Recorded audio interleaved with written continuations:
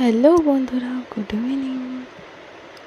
আমরা যাচ্ছি, আমি আর আমার বড় বাবা একটু ঘুরতে। বড় ছুটিতে এসেছি কিছুদিনের জন্য।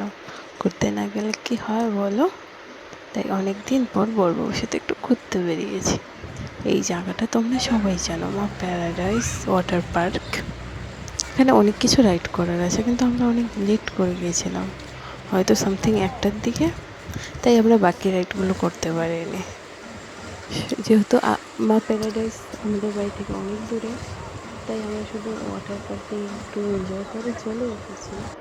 আর সেই দিনটা একটু গরম ছিল, তাই ওয়াটার পার্কে অনেক ভালো লাগছিল। আমরা তো সে গান চলছিল, অনেক নেচেছিল।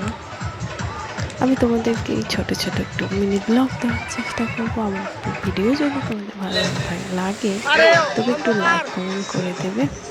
নতুন ব্লগ বানাচ্ছি তো, তাই হয়তো আমার কথাগুলো একটু উল্টো পাল্টো হতে পারে। তো টাটা বন্ধুরা।